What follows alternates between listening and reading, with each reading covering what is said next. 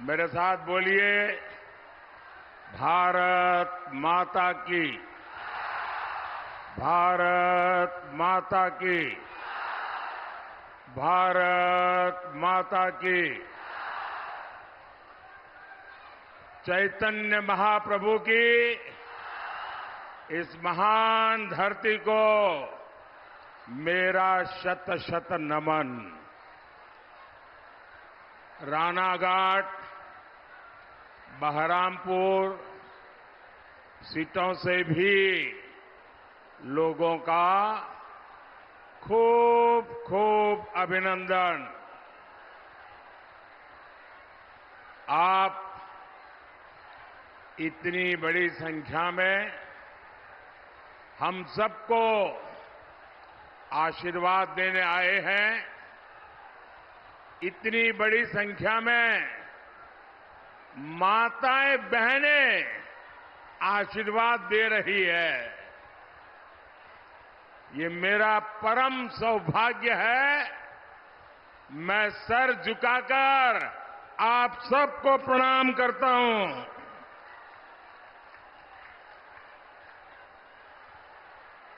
अभी मैं हेलीपैड से यहां आ रहा था।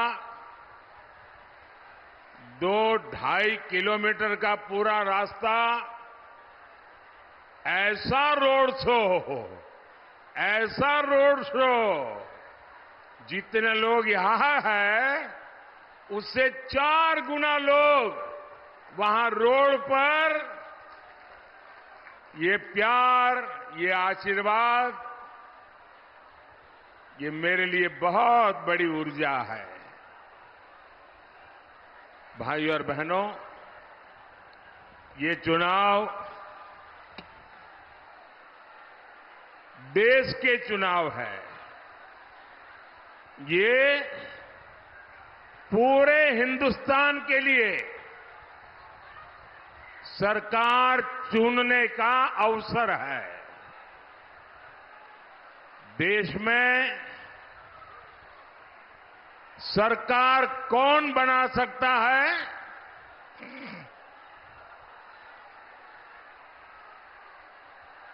टीएमसी तो पूरे देश में 15 सीट भी जीत नहीं सकती। अब आप मुझे ये बताइए, क्या टीएमसी 15 सीट लेकर के सरकार बना सकती है क्या? जरा मुझे जवाब दीजिए। 15 सीट लेकर टीएमसी सरकार बना सकती है क्या? जोर से बताइए, बना सकती है क्या? कांग्रेस भी पूरे देश में कितना ही जोर लगा दे, इस बार आधी सेंचुरी करना मुश्किल है। 50 सीट पाने के लिए भी वो बहुत मुश्किल में है। अब मुझे बताइए, 50 सीट भी नहीं मिल रही है तो क्या वो सरकार बना सकते हैं क्या? ये वाम मोर्चा कभी यहां पर उसका सूरज ढलता नहीं था। आज कहीं लाल झंडा नजर नहीं आ रहा है, वो तो पस्त पड़ा हुआ है। क्या वो भी सरकार बना सकता है क्या? इस चुनाव में साफ साफ है, अगर कोई सरकार बना सकता है तो वो सिर्फ और सिर्फ बीजेपी एनडीए की सरकार ही बनेगी। मेरा आप सबसे प्रार्थना है, अब जगह बिल्कुल नहीं है, कृपा करके आप जहां हैं वहीं से सुन लीजिए। आप मुझे देख नहीं पाएंगे, मैं इसके लिए क्षमा मांगता हूं, लेकिन आप आगे आने की कोशिश मत कीजिए। बोलिए भारत माता की, भारत माता की। अभी तो बहस इतनी है कि भी एनडीए 400 पार होगा कि नहीं होगा। जो हमारे विरोधी कहते हैं 400 पार नहीं होगा, जो लोग मैदान में काम कर रहे हैं बोले कहते हैं बिल्कुल 400 पार करेगा। और इंडी वालों की लड़ाई बस इस बात पर है कि लोकसभा में विपक्ष में जो दल जीत करके आएंगे उनमें सबसे बड़ा दल कौन बने। ये लोग इसी के लिए लड़ रहे हैं। फिर मोदी को किस लिए इतने ज्यादा एमपी चाहिए? भाइयों बहनों, मोदी को ज्यादा एमपी इसलिए चाहिए ताकि वो हर संसदीय क्षेत्र को आगे बढ़ा सके। आज देश में कनेक्टिविटी, इंफ्रास्ट्रक्चर, गांव, गरीब, किसान, महिलाओं से जुड़े कितने काम हो रहे हैं। अगर आपके यहां बीजेपी एनडीए के सांसद होंगे तो और तेजी से विकास होगा। बीजेपी एनडीए के सांसद अपनी मेहनत से अपने क्षेत्र में 5-5, 10-10 हजार करोड़ रुपए के प्रोजेक्ट ले जाते हैं। आप बीजेपी सांसदों को देखा होगा, पिछले 5 साल उन्होंने इतनी मेहनत की है, अपने क्षेत्र का इतना विकास किया है। अगर यहां से भी आप बीजेपी के सांसद चुनते हैं तो विकास में ताकत लगाता है, और अगर विरोधी चुनते हैं तो हाउस में हो हल्ला करने में टाइम बिगाड़ता है। साथियों, मैं जानता हूं टीएमसी, कांग्रेस, लेफ्ट के इंडी अलायंस पर भरोसा आप लोग खो चुके हैं। आप चाहते हैं यहां टीएमसी के तोलाबाजों और महिलाओं पर जुल्म करने वालों को कड़ी सजा मिले। जिस टीएमसी ने गरीब का राशन तक नहीं छोड़ा, उससे उम्मीद ही क्या की जा सकती है। इसलिए गांव हो या शहर, हर कोई एक ही बात कर रहा है। फिर एक बार आप जरा बोलेंगे तो शायद मैं समझूंगा कि मेरा हिंदी आप समझ सकते हैं कि नहीं सकते। फिर एक बार, फिर एक बार, फिर एक बार, आभार एक बार, आभार एक बार। मैं कृष्णानगर को, राणाघाट को, बहरामपुर को गारंटी देता हूं, जिन जिन को टीएमसी ने लूटा है उनका हिसाब किया जाएगा। इतना ही नहीं, जहां कानून के हिसाब से संभव हुआ वहां पीड़ितों को उनका पैसा लौटाया जाएगा। ये मोदी की गारंटी है। एटा मोदीर गारंटी।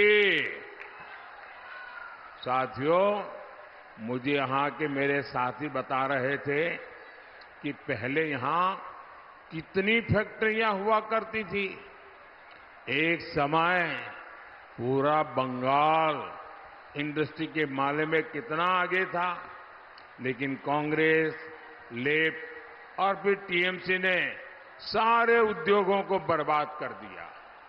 लाल झंडे वाले ताले लगाते रहते थे। यहां तोलाबाजी हो, दंगे हो, वहां कौन आएगा, कौन निवेश करेगा? भाइयों और बहनों, टीएमसी, कांग्रेस, लेफ्ट का इंडी अलायंस सिर्फ एक ही काम जानता, और वो काम है अपीजमेंट, तुष्टीकरण, वोट बैंक की राजनीति।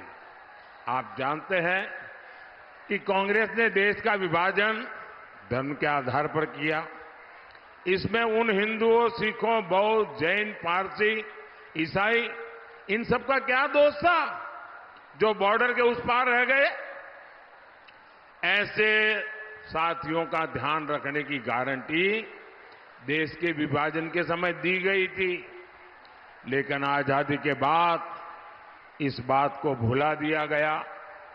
मैं यहां भी जब मातुआ समुदाय के लोगों से मिलता हूं तो हमारे मतुआ के समाज के लोग उनकी पीड़ा मुझे बताते हैं, वो मुझे सुन करके बड़ा दर्द होता है।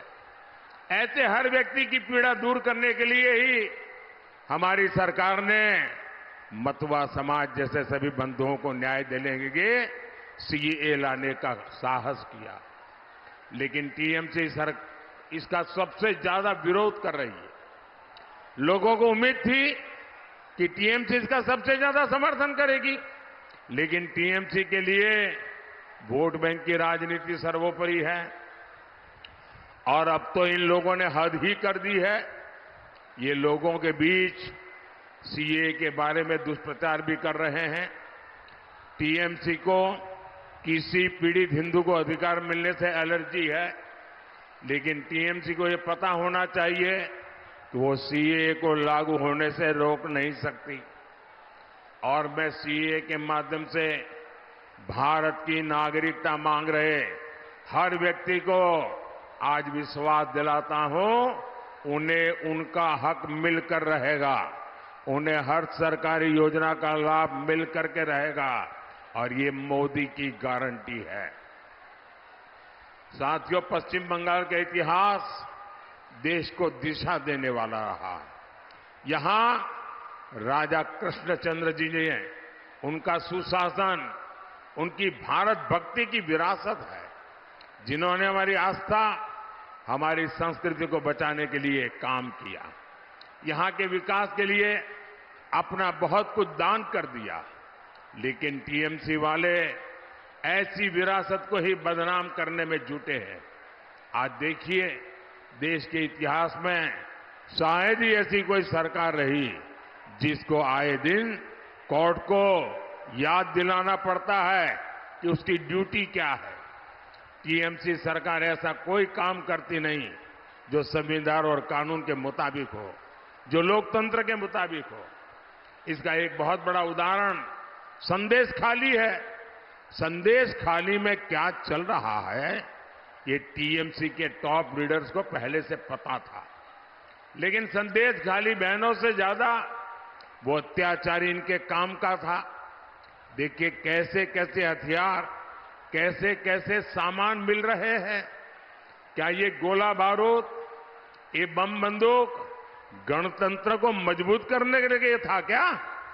साथियों, कल मैं जब बंगाल पहुंचा था तो मुझे कई एक्स सर्विसमैन मिलने आए थे। उन्होंने मुझे वन रैंक वन पेंशन के लिए बहुत धन्यवाद दिया।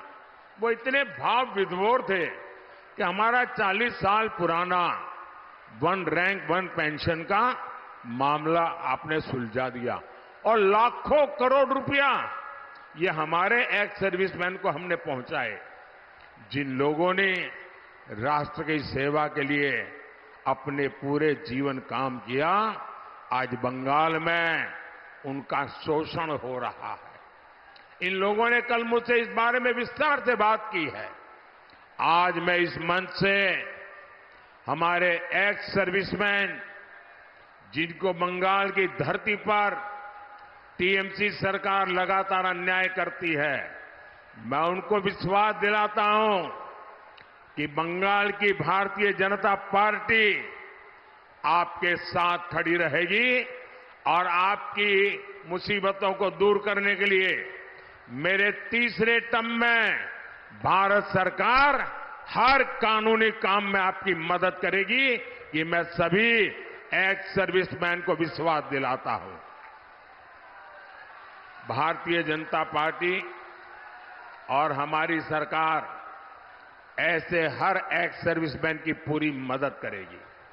भाइयों और बहनों, मोदी गरीब, दलित, आदिवासी और महिलाओं को सशक्त करने में जुटा है। मोदी आज आपको पक्का घर दे रहा है। मोदी ने आपको मुफ्त राशन दिया है, नल से जल की सुविधा दी है। ऐसी हर योजना से हमारी बहनों को बहुत सुविधा हुई है। अब मोदी आपके लिए एक और बहुत बड़ी योजना लेकर आया है। आपके घर का बिजली का बिल 0 हो, इसके लिए पीएम सूर्यघर मुफ्त बिजली योजना मैंने शुरू की है। आपको सरकार आपके घर के छत पर सोलर पैनल देने के लिए मदद देगी और अगर जरूरत से ज्यादा बिजली पैदा हुई तो आप उसको बेच सकेंगे, सरकार उसको खरीद लेगी। साथियों, यहां बहुत बड़ी संख्या में सेल्फ हेल्प ग्रुप से जुड़ी बहनें भी हैं। मोदी सरकार के 10 साल में पूरे देश में 10 करोड़ महिलाएं सेल्फ हेल्प ग्रुप से जुड़ी है। ये देश में बहुत बड़ी क्रांति हुई है। मोदी ने इन 10 करोड़ महिलाओं को बिना बैंक गारंटी 8.5 लाख करोड़ रुपए, ये बहनों को 8.5 लाख करोड़ रुपए, उससे भी ज्यादा रुपयों की मदद की है। मोदी जब भारत में बने सामानों पर जोर देता है तो उसका लाभ भी सेल्फ हेल्प ग्रुप की महिलाओं को होता है। इसी वजह से आज सेल्फ हेल्प ग्रुप की 1 करोड़ से अधिक बहनें लखपति दीदी बन गई है। 1 करोड़ लखपति दीदी बहुत बड़ा आंकड़ा है, लेकिन मोदी आराम से बैठने वाला नहीं है। अब मेरा लक्ष्य है, मेरा टारगेट है, आने वाले टर्म में 3 करोड़ लखपति दीदी बनाना है। साथियों, मोदी के इन प्रयासों के बीच देश टीएमसी सरकार की क्रूरता भी देख रहा है। मोदी ने देश के हर परिवार के हर बुजुर्ग को मुफ्त इलाज देने की गारंटी दी। मुफ्त अनाज भी दे रहे हैं, मुफ्त इलाज भी दे रहे हैं। लेकिन यहां टीएमसी सरकार आयुष्मान भारत योजना लागू ही नहीं होने दे रही। मोदी पैसा सीधा अस्पताल में भेजता है। ये कहते हैं कि पैसा पहले टीएमसी के खाते में डालो। क्यों भाई? मोदी पैसा टीएमसी को इसलिए भेजे ताकि टीएमसी उसे लूट ले। ऐसा नहीं होगा। मोदी आपके घर का पैसा भी सीधे लाभार्थी के बैंक खाते में डालेगा। ये कहते हैं कि पहले टीएमसी के खाते में पैसा डालो। मनरेगा का पैसा भी मोदी सीधे लाभार्थी के खाते में देना चाहता है, लेकिन टीएमसी कहती है कि पहले टीएमसी के खाते में पैसा डालो। मोदी का फॉर्मूला ही डायरेक्ट बेनिफिट ट्रांसफर का है। कोई बिचौलिया नहीं, कोई कट कमीशन नहीं, कोई कट की कंपनी नहीं, सीधा बैंक में आपके खाते में पैसा जमा। लेकिन टीएमसी सरकार को पसंद नहीं आता, इसलिए कितनी केंद्र सरकारी योजनाएं वो रोक करके बैठी है। भाइयों और बहनों, टीएमसी सरकार ने यहां के जूट किसानों को बर्बाद करने में भी कोई कोर कसर बाकी नहीं छोड़ी। जूट की खेती को बढ़ावा मिले, जूट की मिलों को बढ़ावा मिले, इसके लिए हम जूट के बैग को प्रोत्साहन देते हैं। हाल में ही जूट के लिए एमएसपी 285 रुपया 285 रुपीज बढ़ा दिया है। अब जूट का एमएसपी प्रति क्विंटल 5,335 रुपये हो गया है। लेकिन यहां के किसान बताते हैं कि उनकी जेब में बहुत कम पैसा पहुंचता है। साथियों, बंगाल में बुनकरों को केंद्र सरकार ने लूम दिए हैं, ट्रेनिंग दी, धागे के लिए ट्रांसपोर्टेशन और उसके दाम में सब्सिडी दी है। लेकिन टीएमसी ने यहां हैंडलूम उद्योग को ही बर्बाद करके रख दिया है। यहां टेराकोटा आर्ट है, मिट्टी की कला है। ऐसे विश्वकर्मा साथियों के लिए मैंने पीएम विश्वकर्मा योजना बनाई है, लेकिन टीएम की सरकार ये योजना भी यहां लागू होने नहीं दे रही है। साथियों, बंगाल को बचाने के लिए, बंगाल में तेज विकास के लिए, बंगाल में ज्यादा से ज्यादा बीजेपी सांसद जीतने की जरूरत है। इसलिए जरूरी है कृष्णानगर से राजमाता अमृता रॉय जी राजमाता अमृता रॉय जी, रानाघाट से हमारे साथी जगन्नाथ सरकार जी, बहरामपुर से निर्मल कुमार साहा जी, उनको आप भारी मतों से विजयी बना करके संसद में भेजिए। इनको मिलने वाला हर वोट आप कमल पे बटन दबाएंगे, वो वोट सीधा सीधा मोदी के खाते में जाएगा। मोदी मजबूत होगा तो बंगाल को भी मजबूत करेगा, आपको भी मजबूत करेगा। आइए घर घर जाइए और घर घर जाके कहिएगा मोदी जी आए थे और मोदी जी ने आप सबको नमस्कार कहा है।